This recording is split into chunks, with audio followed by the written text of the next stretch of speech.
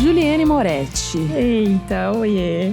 Qual foi a primeira vez que você lembra de ter percebido uma pressão estética sobre alguém? Olha, deve ter tido antes, mas teve uma que me deixou um tanto preocupada. Eu tinha, acho que já 15 anos e as minhas duas melhores amigas, eu era bem esmirradinha, assim, sabe? Tipo, nariz grandão, tipo, usava aparelho.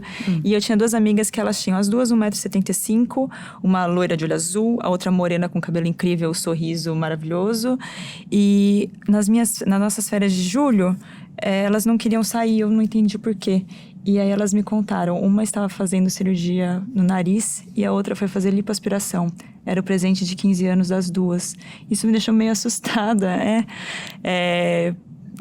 elas tão lindas na minha visão e a gente sempre arrastando olhares ali. E de repente elas se viam sentindo essa insatisfação tão grande. Enfurnadas porque elas estavam...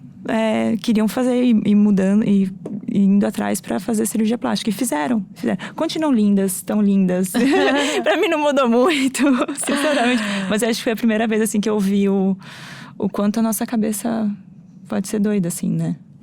E para conversar sobre pressão estética, a gente tá aqui com a Ju de Oliveira, do Instagram Corra Ju Corra. A Ju produz conteúdo muito bacana de moda, de cultura. E ela vem conversar com a gente ali sobre também a descoberta dela, né? Do estilo pessoal e de aceitação do próprio corpo. Obrigada, Ju. Bem-vinda ao nosso podcast. Oi, meninas. Boa tarde para vocês aqui neste podcast maravilhoso. Hoje estamos... Muito prazer. Estamos muito conectadas. E a Ju não é estreante em podcast. A Ju é do Aos Cubos, que a gente sempre tá falando aqui nos programas, né? Que é o nosso podcast que nos recebeu a primeira vez. Foi minha estreia como podcast. A minha também minha estreia. E ela vem conversar aí com a gente sobre, enfim, essas questões que nos acompanham e que podem ser bem dolorosas. A Ju começou falando, a outra Juliene, né? Começou falando sobre cirurgia plástica. E a gente tava conversando aqui fora do ar sobre questão de cirurgia plástica, né? O Brasil é o segundo maior país em cirurgia plástica, né? Pelo que eu vi aqui no... Ele oscila bastante entre Brasil e Estados Unidos. Tem ano que muda o ranking. Mas ele tá bem próximo aí entre ser o segundo, terceiro. Ele nunca foge de ser, assim, quarto pra quinto. Top nunca 3. vai. Tá sempre ali. A gente tá ali, então, preocupado com a nossa imagem. Ju, eu queria te chamar primeiro para as pessoas te conhecerem, você contar um pouco aí da sua jornada de se descobrir e de gostar do seu corpo, da sua imagem, de cuidar do seu estilo. Como é que foi isso? Então, gente, quando eu era adolescente, não tinha muito essa coisa da gente ter essas referências online muito explícitas. Eu já tenho 31 anos. Mas eu era uma adolescente bem desligada, eu não ligava muito para revistas de moda e nada disso. Eu não tinha noção que eu gostava de moda, porque eu sempre fui muito intelectualizada e muito voltada pro acadêmico. Então eu achava que mulher inteligente não pode ser bonita, mulher bonita não pode ser inteligente. Né? Tinha umas brisas que eu não podia usar rosa, sabia? Eu falava, não vou usar rosa, porque como se fosse exatamente, a Barbie, né? Eu podia sair inteira de rosa. É muito complicado isso, é um estereótipo muito complexo, porque mulher bonita é inteligente sim, e mulher inteligente é bonita sim, e existem todas as formas de beleza e todas elas são maravilhosas, mas eu tinha muito essa questão. Então eu não usava nem batom. Eu me lembro da minha mãe me chamar, me pressionar mesmo e falar assim, filha, passa uma maquiagem, passa um batom. Porque a minha irmã era o contrário de mim. Eu tenho uma irmã mais nova, 3, 4 anos mais nova, 3 anos. E ela sempre muito maquiada. Minha irmã demorava, assim, meia hora se maquiando. E ela tinha prazer em fazer aquilo. Era o que ela gostava. A maquiagem para ela sempre foi uma forma de se divertir. E nós éramos muito diferentes. Eu sempre tive o corpo oscilando dos 65 para os 73 quilos, mais ou menos. Eu tenho 1,73. Então, gente, é um corpo magro, né? Para os padrões brasileiros é um corpo ok, porque eu sou a curvilínea, né? Coxa grossa, bunda grande, enfim. Nunca tive do que reclamar, até que estourou o lúpus na minha vida. Porque eu já tinha gene, mas a doença não tinha estourado. E quando eu já tava com 25, 26 anos, o lúpus veio com tudo. E com ele veio a necessidade de me cuidar e ficar em casa e E aí eu comecei a tomar corticoide, cortisona, aquilo começou a me engordar, a me inchar. Eu corria até então, eu já fiz dieta algumas vezes na minha vida, porque quando eu corria, eu comecei numa loucura de que tudo tinha que ser muito fitness, tudo que tinha que ser muito, muito, muito maravilhoso, porque eu tinha que estar cada vez mais leve para ter um desempenho melhor na corrida. E, gente, eu nem era atleta de desempenho. Eu corria no máximo 16, mas é aquela coisa que a gente... Já é. Não, mas Eu assim, sei que eu não corre fazia corrida de desempenho, sabe? Não era nada disso. Não era pra competir mesmo. Mas é que quando começou o boom do Instagram, e o primeiro boom do Instagram no Brasil foi dieta e foi fitness. Eram as musas fitness, E a gente né? começa a seguir essas pessoas, e quando você vê, você tá num barco muito louco, que você não sabe o que tá acontecendo com você tá no meio daquele barco. E depois disso, foi logo depois que eu peguei muito prazer pela corrida, eu tive esse problema de lúpus e comecei a engordar, e aí me proibiram de correr, porque senão eu ia machucar o meu joelho. Aí eu entrei na primeira coisa que aconteceu comigo, que foi compulsão alimentar. Eu fui percebendo na verdade eu não percebi, né? Eu fui comendo e comendo e comendo, e aí eu assistia TV de madrugada, e aí uma vez eu percebi que eu tinha comido um pacote de pão de forma. E aí eu comia qualquer coisa, tipo qualquer coisa mesmo. Quando você vê, você consumiu em torno aí de 3.000 calorias brincando. Sim. Sentada Passeio no no sofá. parque e você começa a sentir mal, porque seu estômago ele não comporta tudo aquilo que você está comendo. Mas você não come com... Você não tá comendo Não é com prazer. prazer. Não é nem prazer, você não tá comendo com Por fome. consciência. Não é Você não consciente. percebe que seu estômago tá cheio. Não. Você vai perceber depois. Exatamente, aí você não consegue dormir, aí você se sente mal. Eu não cheguei a ter bulimia, porque muito próximo eu percebi que isso estava acontecendo. E aí eu procurei, eu já tinha feito terapia na minha vida, porque eu adoro, pra mim terapia é uma coisa muito importante. É muito gostoso de fazer, eu já tinha feito. E aí eu procurei de novo a terapia. E fiz sim um tratamento medicamentoso para compulsão alimentar durante 1 ano. E me tratei, foi ótimo. E nisso, comecei a ficar bem deprê, né? Porque você fica deprê, é muita pressão emocional, estética, você engordou muito, você não pode mais fazer o esporte que você gostava, você tá com um transtorno alimentar. Eu comecei a falar no Snapchat, assim, meio despretensiosamente. O Snapchat tinha surgido, assim, já bombava na gringa, mas no Brasil ele tinha acabado de começar. E eu falei, não queria falar com as pessoas que estavam próximas, então eu comecei a, falar no Snapchat. E isso começou do nada, uma amiga indicar pra outra, uma pessoa indicar pra uma, porque você achava seus contatos ali telefônicos, né? E quando eu vi, tinha, assim, acho que eu lembro a primeira vez que eu acordei que eu tive um susto, foi fazer umas 6 semanas que eu tava falando e tinha 30 mil views, assim. E aí eu falei assim, gente... Meu Deus. E aí, aquele meme do Twitter, o que é essa gente toda aqui, né? E muita gente me mandava mensagem, e foi muito bom. Foi o que me salvou mesmo, além da terapia, obviamente, e o tratamento medicamentoso. Muita gente me mandando mensagem, e a gente compartilhando toda aquela dor, todos aqueles assuntos. E aí eu comecei a falar sobre isso, e comecei a estudar muito sobre isso, fazer cursos livres. Então fiz um curso na PUC sobre psicologia da sexualidade, fiz um outro curso sobre pressão estética, fiz um outro curso sobre transtornos alimentares, além da minha própria experiência, porque eu acho que quando você vai falar com as pessoas sobre esse tipo de assunto, você tem que ter uma responsabilidade social muito grande. E a gente começou a comunicar isso, e aí eu descobri que eu gostava de moda. E aí eu já tava gordinha. Eu lembro que eu engordei 45 quilos, desses 45 com o tratamento, eu perdi livremente, assim, 20 quilos. E fiquei com 20 quilos a mais, e tudo bem. Porque aí eu comecei a me aceitar o meu corpo, e descobri que eu gostava de moda, que eu gostava de beleza. E me conhecer, conhecer meu estilo. E aí foi o que foi indo, e do Snapchat eu migrei pro Instagram. E aconteceu de forma muito natural, assim, muito orgânica mesmo. A pressão estética, então, é comum a gente sentir, toda mulher sente, ou toda pessoa sente? Como é que... Super, porque... Ju, eu vou te falar uma coisa. Quando eu não ligava pra maquiagem, zero ligava mesmo, não tinha esse problema. Mas eu alisava o meu cabelo desde muito nova, porque eu sou birracial, né? O meu pai é branco, minha mãe tem traços mais negroides, ela é negra, veio de família negra. Então, eu sou uma pessoa que eu tenho a pele vamos dizer, tonalidade Meghan Markle, né? Mas o meu cabelo sempre foi crespo. Não super crespo, não é um 4C, mas é um enrolado puxado pro crespo. Isso que a Ju falou de ser 4C, é legal a gente explicar até para quem não é dos Exatamente. entendimentos dos cabelos no podcast. A curvatura do cabelo, ela vai alternando entre letras e números. Vai de 1 a 4, né, Ju? A, B e C. Na verdade, quando você tem cabelo enrolado, você não tem só uma textura de cabelo. Sim. Você tem assim, o meu é 2C, eu acho, 2C e 3A, tem vários. Mas o 4C, por exemplo, é o cabelo mais crespo. Sim. É o cabelo crespo que forma aquele black bem lindo, né? Esse não é o meu cabelo, né? Mas o meu cabelo já era um enrolado e eu tenho muito cabelo. Então, desde muito pequena, minha mãe alisava o meu cabelo, porque eu acho que é a referência que ela tinha. A gente tem uma referência no Brasil que traços negros não são legais. E nem existia produto pra cuidar do cabelo, não né? tinha, É uma coisa mais era a recente. solução, era essa. E ela fez o melhor que ela tinha, conhecimento que ela tinha naquele momento. E aí ela começou a alisar o meu cabelo desde muito nova. E eu só descobri como é o meu cabelo esse ano. Porque desde muito nova eu alisava o meu cabelo. E quando começou a progressiva foi ótimo, porque aí a gente não precisava mais usar aqueles outros produtos que eram mais pesados. Porque, por exemplo, o produto de relaxamento é o ó, assim, é muito pesado mesmo.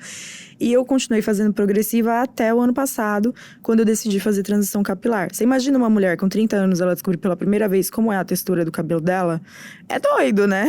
Aí é uma transformação pra você, foi um processo. Ótimo, e foi um processo. Mas é aquilo que a gente tava falando, eu e a Mari, que a gente tava conversando lá fora, que ela também tá em transição.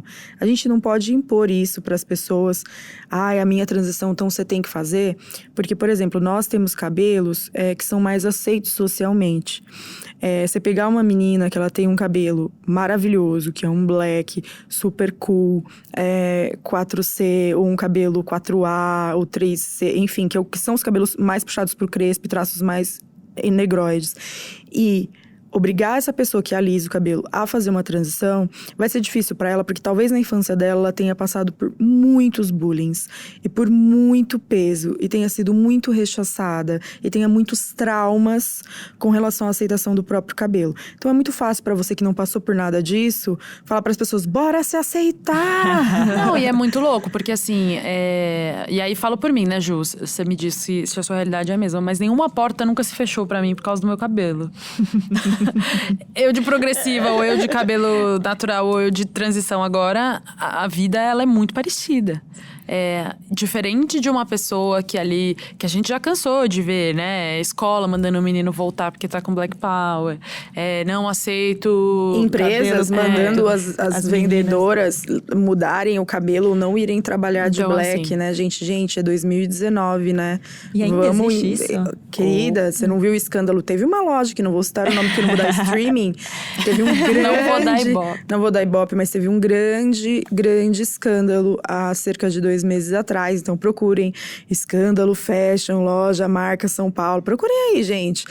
Que obrigava as vendedoras, a marca se identificava muito como pluralidade e obrigava as próprias vendedoras a não usarem seus blacks. Tinha collabs com creators plus size e não contratava pessoas gordas, pressionava a gerente para infernizar as vendedoras, e tem todo o relato de todas as pessoas que trabalharam nessa marca. Então, assim, pesadíssimo. É uma pena. E isso que a gente tá falando aqui de pressão estética, até a gente pode voltar um pouco, porque esses são casos extremos, né? Que ali elucidam exatamente. questões nossas muito do machismo que ainda… do racismo que é muito presente. E em alguns casos ali, separando homem e mulher, do machismo que é muito presente. Mas se a gente olhar em diferentes perspectivas e nuances, muitas mulheres se sentem pressionadas por serem como são. Então, assim, eu peguei uma pesquisa aqui, essa pesquisa é antiga, até pra gente traçar um comparativo. Ela foi feita no Hospital das Clínicas, e ela é de 2007. E nessa época falavam que 67% das jovens do estado de São Paulo estavam insatisfeitas com o próprio corpo. Isso em 2007.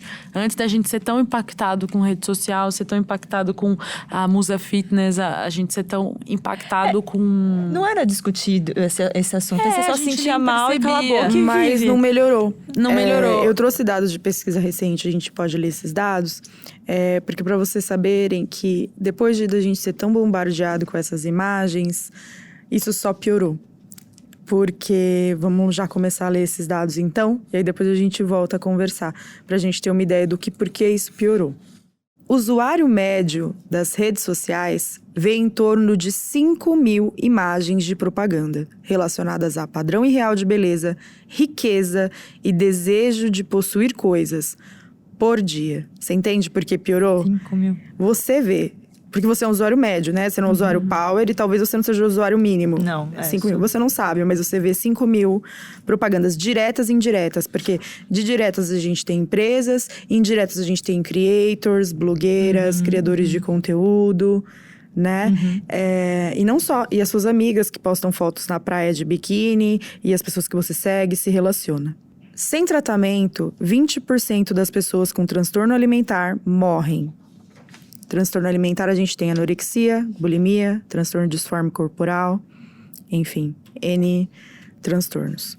90% das mulheres não se sentem representadas nas imagens da indústria da moda e da beleza. A indústria da moda convencional e a indústria da beleza convencional, nas propagandas de revista, estabelece 100% do padrão de magreza do corpo perfeito, o corpo sem marcas e a pele impecável, com o cabelo liso de padrão muito eurocentrado. Era eurocentrado, viu, Brasil? Cuidado para você não falar tão rápido. Quando ao comprar uma roupa que tá num catálogo, né? Vamos dar um exemplo aqui. Você chega numa loja, você vai olhar uma roupa, ela tá num catálogo e tá com uma modelo super magra. E você olha na frente da loja, aqueles manequins são muito esquálidos. Porque o manequim é preso atrás, né? É muito louco. E os manequins são muito magros, eles estão todos tortos, né? Numas poses fashion que não existem. O seu cérebro, ele já computa ali como aquela roupa precisa ficar num corpo. Ele cria uma imagem. Que é aí né? que você quer que seja. Você não sabe, mas o seu subconsciente ele já criou. Aí você não usa aquele tamanho de manequim, porque aquilo ali é 12. É número de criança, não tem condições. Quando você coloca a roupa, que você se olha no espelho da loja, isso porque o espelho da loja, ele tem a ilusão do espelho, né? Nunca é o espelho, é sempre o espelho ilusional, que ele deixa as pessoas parecerem mais magras, pra você ver como o padrão estético é tão louco, que os espelhos das lojas, eles têm uma ilusão. Não sei se vocês sabiam disso. Tem espelho que engorda e tem espelho que emagrece, mas o espelho das lojas, a maioria, eles são... Ele tenta te são aqueles espelhos ilusórios que fazem com que as pessoas pareçam mais magras. Pra você ver, a pressão estética é tanta que ele quer que você ache que você tá mais magra. Eu não quero parecer mais magra, eu quero saber exatamente como eu tô. É muito louco, porque nem tirando o espelho, tirando foto, enfim, é muito difícil saber como é seu corpo realmente. Exatamente. Pra mim, eu passei aí, já falei algumas vezes em alguns episódios, mas eu passei por um momento de engordar, emagrecer. Fiz dieta Dukan. Um tempão na vida aí. Nossa, essa dieta é a pior dieta, nunca faço. Aí eu posso falar com conhecimento de causa, nunca façam. Me atrapalhou, eu tive um problema assim de todas as ordens, até de sentir minha saúde piorar, até da minha vida pessoal, né? Porque você não pode ir pra lugar nenhum se você só come bife, né? Enfim. E a grande questão chegou um ponto que eu não conseguia entender como era meu corpo. Eu não sei, a imagem do meu corpo eu não reconhecia. Então, eu acordava e eu colocava a mão no meu corpo pra entender, assim, colocava a mão na barriga, colocava a mão nas costas, até assim, tipo, no ombro, tudo, pra tá, então eu tô assim. E aí eu comecei a perceber até a gente, mulher, tem uma questão muito especial nossa que chama-se ciclo, que a gente tem todos os meses, e eu consigo perceber pelo formato do meu corpo. Antes foi uma coisa que eu não tinha essa noção, porque eu perdi o contato com ele. Então, eu tive que retomar, porque você olhando, você olha a foto não diz a realidade. Tem foto que, tudo bem, tem gente que edita foto, tudo bem, mas espelho é muito difícil de ver. O formato das nossas roupas, elas são... Uma loja é 40, é um tamanho, outra loja é 42, é outro tamanho. Uma loja, o negócio é 50, mas na verdade o tamanho dele é 40. Tem muito então, isso tem também. Tudo isso, Então, é até difícil se reconhecer entender dentro seu corpo, né? Entender o seu... E voltando a falar dessa questão da roupa, quando você veste aquela roupa que o seu cérebro já identificou o manequim, ele olha pra você naquela roupa e ele fala assim, te manda uma mensagem, tá errado isso aqui. E aí você começa a se questionar subconscientemente. Eu sou feia? Eu estou inadequada? Eu não estou bem? Eu não sou como eu deveria ser? Porque você já viu aquela imagem, como teoricamente, entre aspas, deveria estar aquela roupa, numa imagem totalmente real, fora do provador. Então, aquilo já foi passado para você. Já foi pré-estabelecido como você deveria se sentir com aquela roupa. É muito complicado. O Reino Unido fez uma pesquisa e descobriu que 36% das crianças… Essa pesquisa é mundial, tá? De 7… A gente tá falando de criança. 7 a 10 anos acreditam que o mais importante no mundo é a aparência. Que dó. Gente, esses dados são pesados. Mas depois a gente vai vir com soluções, tá? Aguenta, fica com a Segura, gente. você que tá ouvindo a gente aí, chorar, calma. Segura forte na louça ou no ônibus, onde você estiver ouvindo a gente. Segura, porque depois a gente vai vir com um momento muito bom de soluções.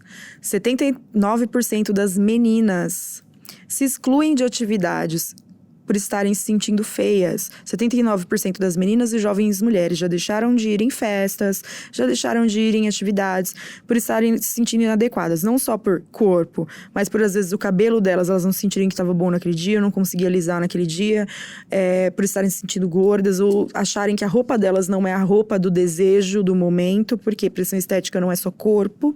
Tem muito a questão a quantidade de propaganda que você vê e os desejos que a publicidade te desperta, e você achar que você não tem dinheiro para ter tudo aquilo, realmente você não tem, porque é impossível, né? A gente ter dinheiro para comprar tudo aquilo. Não, imagina, tem loja que lança 60 produtos por uma… Agora vai começar o Natal, né? Tem loja que lança 60 produtos pro Natal ali, de cosméticos. Não existe possibilidade de você conseguir acompanhar isso. E é pra se questionar, você tem realmente essa necessidade? Não Você precisa tem. ter tudo isso? Não, e as lojas estão lançando roupa cada vez mais rápido, né? Tem coleção semanal. Por isso que a gente tem que depois, a gente vai falar um pouquinho de slow fashion, o que é isso, pra gente começar a comunicar soluções para as pessoas. 70% das adolescentes se sentem feias e mal com o próprio corpo e não são autoconfiantes, elas declaram isso na pesquisa. E 80% das mulheres da nossa idade, elas odeiam o que elas veem no espelho. A gente tá falando de 80%. E a gente já falou que 90% das mulheres, elas não se identificam com o que elas veem nas propagandas e na moda, né? Hoje, todos esses dados da indústria, na moda e da beleza, geraram o quê? Uma grande crise mundial da publicidade. Por isso que a partir de 6, 5 anos atrás, a gente começou a ver as empresas muito desesperadas para fazerem campanhas de empoderamento. E aí começaram a fazer campanhas muito loucas, porque elas não sabiam o que elas estavam fazendo naquele momento. Porque a grande maioria das empresas de publicidade, elas são regidas por homens brancos. E como que se você não sabe, você não sente aquilo, você não consegue traçar uma empatia real com aquela situação e fazer realmente campanhas que comuniquem. Tu criar uma solução para E criar uma solução. Então, assim, demorou uns 2, 3 anos para as empresas de publicidade entenderem que elas precisavam de profissionais que soubessem comunicar aquilo e que realmente se identificassem com aquilo. E começassem a colocar profissionais, mulheres gordas, pessoas negras, pessoas asiáticas, pessoas LGBT nos seus castings, não só de modelos, mas colocar também no corporativo. Para que você realmente conseguisse fazer campanhas genuínas e que comunicassem realmente. Porque a indústria da moda percebeu por quê? Porque com a internet, não veio só as coisas ruins, né? Vieram também as coisas boas. As pessoas começaram a ter voz, né? Você começa a ter voz. E aí começaram a, sei lá, a partir de 10 anos atrás, surgirem os primeiros blogs de moda. Surgiram também as primeiras modelos curves, as primeiras blogueiras body positives, as primeiras blogueiras plus size, as primeiras mulheres, as blogueiras negras, as primeiras blogueiras latinas. Isso a gente tá falando de um âmbito mundial, né? Porque no Brasil demorou um pouquinho mais. A gente começou, né, um pouquinho mais devagar. Mas surgiram as primeiras pessoas e elas começaram a falar muito disso. E aí a indústria entendeu que tem pessoas comunicando isso, elas estão atraindo um público muito gigante. Esse público não vai mais comprar isso aqui. Eu preciso dar um jeito de fazer essa pessoa se identificar. E aí começou uma crise. Essa foi a maior crise publicitária dos últimos 30 anos. Foi mais ou menos há 5 anos. Acho que foi assim, de uns 10 anos pra cá. Tá. E aí foi vindo e se estendendo. E aí no nosso país, eu acho que essa crise se deu há 5 anos. Porque pra gente as coisas demoram um pouco mais a mudar. Até as né? crises demoraram um pouquinho mais pra chegar. A crise publicitária demorou. Não é que a gente tem menos. Hoje a gente criou mais, mas a gente tinha menos entendimento que o nosso poder de compra é o que Era determina relevante, e né? é relevante. Não tem a música da Beyoncé onde ela fala que my revenge is my paper? É exatamente isso. Nenhuma indústria vai mudar se você continuar comprando, nenhuma marca vai mudar se você continuar dando dinheiro, nenhuma televisão vai mudar se você continuar assistindo. As coisas não vão mudar se você continuar fazendo. Ela vai mudar se ela perder você. Se ela perder o seu dinheiro, se ela perder sua audiência. E quando a publicidade, ela viu que ela ia perder isso e as marcas começaram a pressionar as agências porque elas queriam abranger esse tipo de público. Você pode pegar o exemplo do cabelo, que a gente começou a falar muito de transição capilar há 6, 7, 8 anos atrás. 5 anos atrás foi o boom, 4, 3 anos pra cá, estourou. As marcas começaram a ter que fazer produtos para cabelo enrolado e produtos de qualidade. Tem marca de alisante que mudou totalmente Totalmente. A gente não pode citar, mas a gente sabe quem é. Todo mundo sabe qual é a marca. Que, inclusive, tem produtos maravilhosos para cabelo enrolado. Sim, Era não, só tem um uma pouco de seleção. dedicação ali. Exatamente, se Não, acho que, dedicaram. não, mas eu acho que assim também, pensando do outro lado, se a demanda do mercado é por alisamento, a marca vai produzir alisamento. Exatamente. E aí a demanda do mercado passou o cabelo cacheado, eu vou colocar bons produtos cacheados. Isso, exatamente. E essa marca, eu tenho certeza que eu sei qual que você está falando. Ela, além de ser uma marca muito honesta de valores, é uma marca muito honesta com os produtos. É muito boa. Eu super uso. É legal. É uma marca bem legal. Não, e é isso. E aí você percebe como um desenvolvimento da percepção das pessoas com cuidado do seu próprio cabelo. Então, se a marca era número 1 de alisante, agora ela é número, sei lá, 2 ou 3 de cabelo cacheado, existe aí uma fatia do mercado que mudou a cabeça. Mas eu acho que também existe uma questão de percepção mesmo, e de gosto. Acho que essa marca não foi cancelada. Essa marca, ela acompanhou. Entendeu. E a maioria das marcas entendeu. E quem não entendeu, tá acabando. Hoje a gente teve um dado, por exemplo, a gente puxando um pouco pro lado de… por mais que essa marca em outros países ela tenha, por exemplo, nos Estados Unidos ela tem o plus size, né? Mas ela realmente tem muitos problemas trabalhistas, muitos problemas de trabalho escravo e muitos problemas mesmo. A gente pega a Forever 21, que hoje abriu falência, né? E vai fechar 180 lojas nos Estados Unidos, vai fechar todas as lojas asiáticas e vai se manter na América Latina. Por que ela vai se manter na América Latina? Porque a gente ainda não entendeu que a gente não precisa dessa marca e de marcas que não mudem. Tem marcas fast fashion que estão com desejo de mudança porque elas entenderam que se elas não acompanharem o movimento de consumo consciente, de melhora do meio ambiente, de cuidados, elas não vão sobreviver. Então elas estão fazendo parte do comitê da ONU que a gente teve nas últimas 2 semanas, para ver como elas podem mudar e contribuir e melhorar. Marcas mundiais, que a gente não vai citar aqui porque não estão nos patrocinando. Mas tem marcas enormes e que estão fazendo isso. É só vocês procurarem as matérias. Agora, quem não se adaptar vai sumir morrer. com o tempo, né? E eu vejo isso… Desculpa.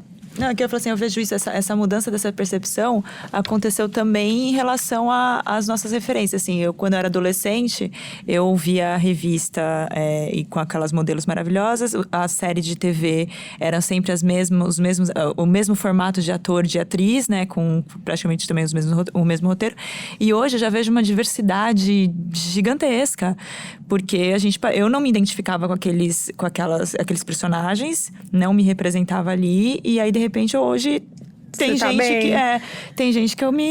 Isso começou há mais ou menos, se você pega, há 15 anos atrás, é uma coisa muito expressiva, a gente pegar uma mulher como a Shonda Rhimes, que é uma diretora e roteirista americana, uma mulher negra e gorda, e ela fazer um show na ABC, que é uma das maiores redes americanas de televisão de TV aberta, e fazer um Grey's Anatomy, que ela… Tudo bem, a Meredith é uma mulher branca, mas Ellen Pompeo já não era uma mulher tão jovem, ela é uma mulher super magrinha, sem um corpo escultural zero, ela tem pouco seio, ela não é o padrão americano, e ela colocar uma Sandra Oh, que era a Christine Yang, que é uma mulher asiática, como uma referência, colocar um elenco predominantemente negro. Exatamente, Christine Yang é dona da série. A gente tá falando de Grey's Anatomy, pra quem não captou ainda, a maior série de todos os tempos. E colocar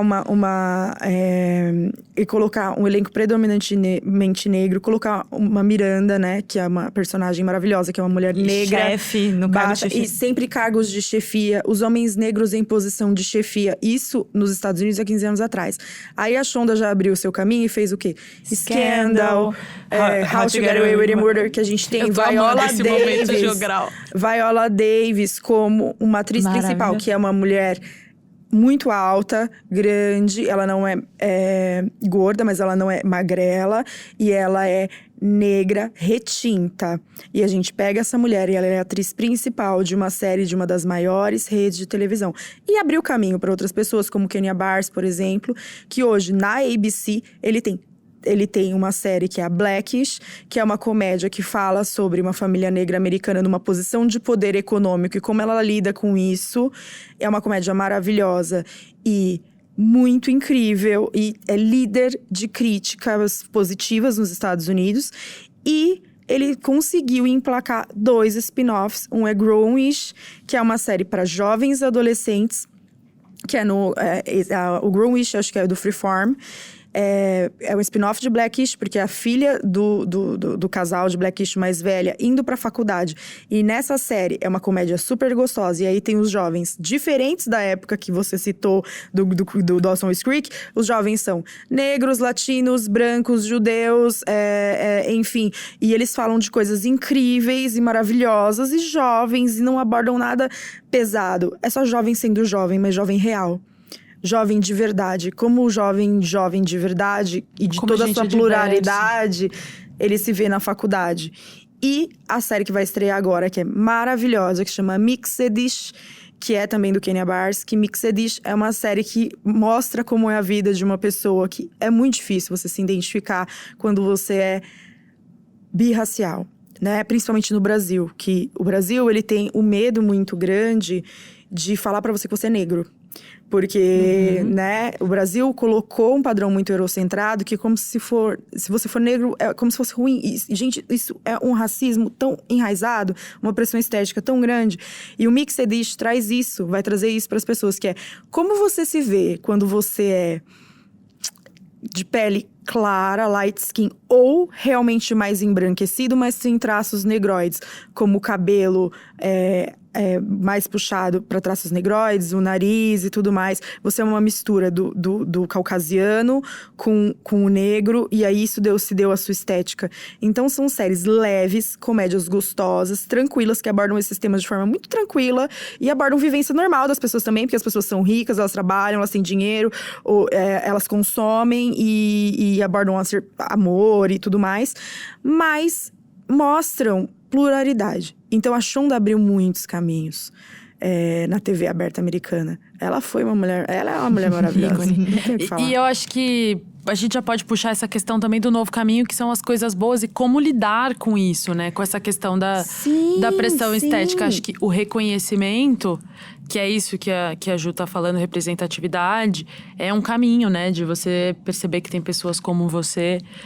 Eu chutaria outra coisa aí, que é o autoconhecimento. Que pra mim, acho que a Ju Moretti tá aqui do meu lado, falou, né? Que eu tava falando sobre comprar roupa e que pra mim, por muito tempo, eu me vestia toda de preto. A Ju me conheceu nessa época, me vestia toda de preto. E aí comecei a gostar mais de cor, de corte diferente. Ela falou, mas Mari, é autoconhecimento. Eu chutaria isso também como um bom caminho ali pra você esquecer um pouco o externo e focar ali na sua imagem, né? Na sua própria estética. Não sei, o que mais que vocês falariam nessa toada aí? Na verdade, antes da gente falar disso, a gente só retoma um pouquinho pra gente puxar. Porque vocês têm um joguinho da internet que vocês já viram que é assim, some mais um. Se você fez não sei o quê, some mais um. Se você... Então, vamos fazer um joguinho. Se você não é caucasiano, então assim, vou só lembrar pra vocês que no Brasil, a maioria das pessoas tem o fundo da pele amarelo, tá? A gente, caucasiano, branco mesmo, é muito difícil você achar. Você só acha lá pra Santa Catarina. Vamos só deixar isso muito claro. Se você não é caucasiano, some mais um. Se você não é magra do padrão de beleza, então magra que eu falo é aquela modelo alta, que ela tem o peito grande e ela é magra, padrão de beleza, some mais um. Se o seu cabelo é crespo ou ele não é liso, padrão eurocentrado, você some mais um. Se você é alta demais, se sente alta demais ou se sente baixa demais, você soma mais um. Se a sua pele Você sente problemas com a sua pele, sente que tem muita acne, sente que tem muita olheira, você soma mais um. Até aí, depois das suas somas, você vê a ideia que a gente faz. Se você também não é branco, né? Se você é negro, ou se você é latino, ou se você é asiático no Brasil e já sofreu alguma piada, preconceito, que não é piada, tá, gente? Vamos lembrar que, embora o racismo afete de formas diferentes pessoas asiáticas e pessoas negras, não é piada, é racismo mesmo, tá? Some mais um. Aí você vê o combo, que eu chamo carinhosamente de combo de opressões. Que vem igual o combo do McDonald's. O combinho de opressões que você vem com você, né? E como que você vira pra pessoa e fala paz e amor, vamos lá, você aceita, gata, vambora. Com uns discursos muito rasos. Porque a gente tem pessoa falando de forma muito rasa na internet sobre isso também, né? E aí você se sente mal, porque isso gera mais do que em você? Uma culpa. Por quê? Porque, poxa, estão falando pra eu me aceitar, mas eu não tô conseguindo. Você não se sente culpada, às vezes? Sim, total. Né? Nasce uma mulher, nasce uma culpa. Sabe qual é a outra culpa que a gente tem, onde tem origem? Na alimentação. Porque quando a gente é muito criança, a gente aprende a se alimentar vendo os adultos. E se a sua mãe, ela passou, seu pai, enfim, sua família, quem te criou, sofria muito com dieta nos anos 90, que foi o boom, né? A dieta da sopa, a dieta do repolho, a dieta disso, a dieta daquilo. E você começa a identificar esses sinais, você já começa a criar um descontentamento com o seu corpo. Se as mães não respeitavam, porque era a informação que elas tinham naquele momento, a forma intuitiva de comer de uma criança, você já começa a não saber se alimentar, porque você não sabe se alimentar de forma intuitiva. Dá-lhe biotônico Fontoura, porque não tá comendo direito. Biotônico Fontoura era só álcool, gente. A gente tá chapando as crianças. Né? Ou então, dá-lhe biotônico Fontoura na criança. Ou se a criança não tava comendo muito e tinha o pezinho normal de criança, porque tem criança que é mais gordinha, vai perder, porque vai brincar. Começa a pesar esteticamente aquela criança, porque você tá gordo, você tem que perder peso, vai fazer regime da criança, enfim. Ali já começam as suas mensagens de trazer a culpa. Então, você sente culpa ao se alimentar. Porque você entra no Instagram, você acabou de comer uma lasanha da sua mãe no domingo, você tá super feliz, delícia.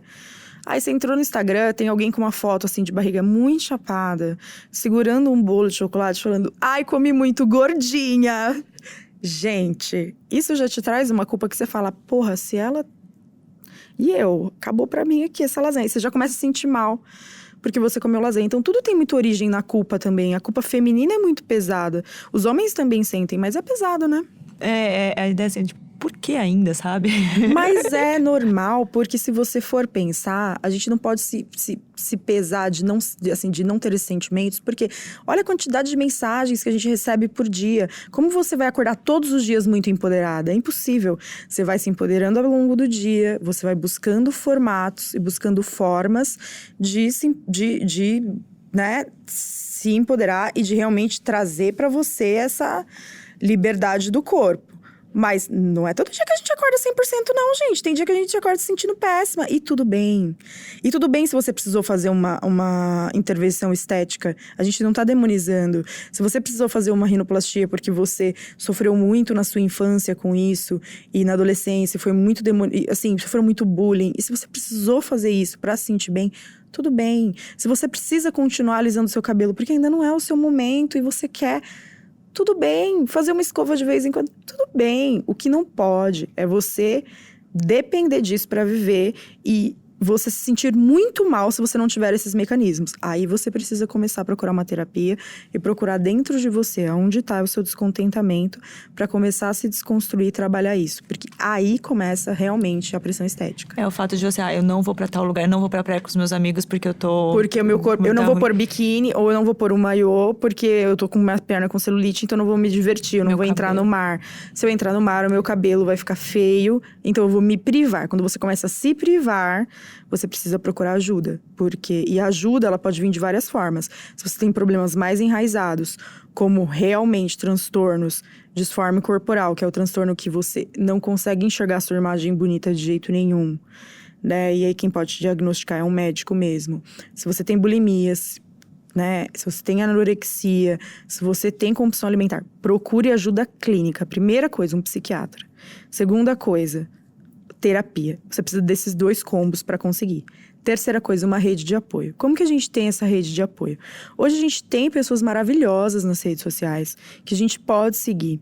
Na televisão, a gente tem atrizes incríveis, principalmente na TV americana, europeia, enfim. Infelizmente, no Brasil, a gente tem essa representatividade chegando cada vez mais, mas ainda veio em menor escala. Né? A gente tem pessoas maravilhosas também, mas aí você pode começar a seguir essas pessoas. Você pode começar a seguir creators também e blogueiras, que se você se identifique. Se você é muito magra, se sente muito magra, segue aquela menina que tem o corpo igual ao seu.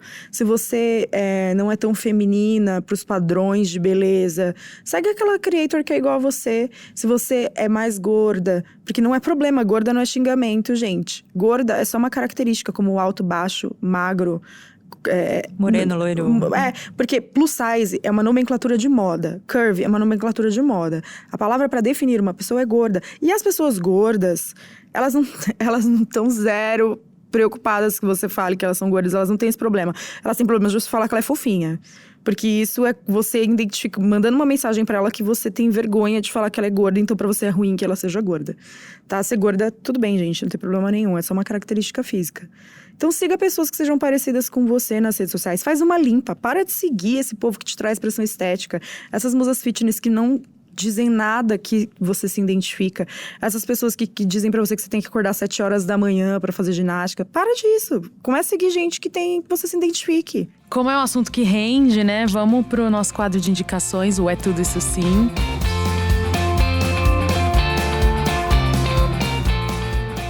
Ju, tem indicações? Eu tô com 2 Jus, né? Meu Deus. Vamos a Ju. Ju convidada. Ju, corra, Ju. Corra, Ju, corra. Tenho indicações. Se você pesquisar, não sei quando esse programa lindo vai ao ar, mas Quarta.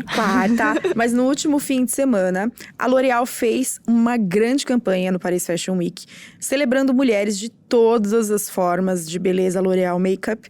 Então a gente teve lá a Eva Longoria, que é uma atriz de origem latina, ela é americana, mas ela é de origem mexicana. Ela tem 44 anos. Teve a Helen Mirren, que, gente, tem mulher mais sensual e linda que a Helen Mirren, que tem 74 anos. Inclusive a Helen entrou descalça, maravilhosa, nesse desfile da L'Oréal Makeup. A Naomi King, que é uma atriz negra também, ela é de How to Get Away with Murder. E ela tem a pele super retinta. E a Iskra Lawrence. A Iskra, que é fundadora de um site chamado Runway Riot. É um site destinado a ser uma alternativa para as mulheres de todos os tipos. Então, vocês busquem aí, pesquisem a Iskra, porque ela é @Iskra, né? Iskra a gente escreve com INSKRA. Pesquisem, porque ela era uma modelo convencional, muito magra, que tinha o efeito sanfona, começou a sofrer muita pressão dos designers e humilhação nos castings, e humilhação pública. E ela entendeu, criou a própria voz, e hoje ela tem um corpo curve, e ela fez parte de um movimento político muito importante para a moda internacional. E temos também muitas pessoas brasileiras. Lá no Corra Ju Corra, eu indico sempre perfis maravilhosos. É o perfil da Ju no Instagram, @Corra Ju Corra. @Corra Ju Corra. Eu vou fazer um especial. No dia que sair esse programa, eu vou indicar lá pra vocês nos stories. Sei lá, pelo menos uns 20 perfis maravilhosos de todos os tipos de beleza pra vocês seguirem. Boa. Eu tenho 2 indicações, são 2 canais no YouTube. A Dayana Garbin, que já falou muitas vezes sobre o transtorno de imagem dela. A Dayana foi repórter de televisão, ela é super padrão ali. Até quando ela começou a falar sobre a questão da insatisfação dela, foi muito chocante, porque as pessoas falavam como ela, que tá super num padrão aceito, teve esse tipo de questão que eu acho que elucida mais em relação à nossa insatisfação. Sim. Tá ligada a diversos aspectos, que não só o peso, que não só o cabelo. E ela é maravilhosa porque ela entrevista muitas pessoas que têm N tipos de visões de pressão estética. Porque aqui a gente tá falando, mas a gente falou de uma visão muito cis-hétero. Mas a gente, depois você para só pra analisar você aí na sua casa, o que sofre de pressão estética é uma mulher trans. Sim. Então, a Dayana Garbin, ela entrevistou muitas pessoas incríveis. É muito bom o canal dela. É incrível mesmo. Ótimo. E o outro é o Alexandrismos, que aí ela fala mais sobre a questão da dela. Gordofobia da gordofobia. mesmo, que é e muito ela tem importante. um livro, Pare de Se Odiar. É um perfil legal pra acompanhar. Ju Moretti? Então, o meu é mais ou menos, não tão, mas é um pouco mais leve. Ontem domingo eu vendo seus stories, eu ia falar outra coisa, só que aí você me lembrou, numa das suas falas ali, você me lembrou de um dos livros dos meus últimos anos que eu mais amei ler, que foi o Americana, da Chimamanda Adichie. É lindo. É incrível. E especificamente foi uma cena, você comentou uma coisa que eu lembrei da cena dela correndo. Ela mudou para os Estados Unidos, né? A história de uma estudante nigeriana que vai para os Estados Unidos tentar fazer a faculdade de medicina. E ela é negra, totalmente fora dos padrões americanos e tudo mais, no sentido, o padrão de beleza. E aí ela precisava ir atrás de uma cabeleireira para fazer as tranças no cabelo, que demora muito, que dói, e ela não conseguia achar o lugar. E aí o jeans, ela falou que ela teve problema com a calça jeans, que ela precisava comprar roupa lá e não conseguia se achar, porque o corpo dela é diferente do corpo das americanas. E aí fala de uma coisa que também você comentou bastante, que é a diferença entre o latino, o negro, o asiático. O tamanho de perna, gente, do asiático é muito mais curto que o nosso. As empresas, elas têm que ser muito plurais quando elas pensam em vender, principalmente empresas que vendem para o mundo inteiro. Porque nós somos muito plurais. E no Brasil a gente é muito miscigenado mais e ainda. muito plural. Porque a gente tem o mundo inteiro aqui. A gente tem todo mundo do mundo inteiro, de N etnias aqui. Então a gente tem que ser plural. E eu achei, foi um livro que eu li já há uns 2 anos. E assim, até hoje, assim, eu lembro, me encanta, porque é uma leitura fácil. Praticamente um tapa na cara. Mas de leve. Yeah. É um tapa na cara. Mas é uma delícia. É um livro que você muda bastante ali seu olhar. E é um olhar mais simpático ali. E é um tapa na cara de fato. É isso? Temos. É isso. Até a próxima quarta, Ju. Muito obrigada. Muito obrigada pela presença. Meninas, obrigada a vocês. Foi incrível participar desse podcast. Foi muito bom. A nossa troca antes, inclusive, foi muito gostosa também. Que orgulho desse podcast maravilhoso. Boa! E um dia quero voltar pra falar de coisas leves. E falar de Vamos, bobagem, de vamos. moda, Shonda de Rhimes. roupa e de Shonda Rhimes. série. Vamos falar de série um Shonda dia. Rhimes, é tudo isso mesmo? Até a próxima. Até a próxima. Gente, Um beijo, obrigada. Beijo.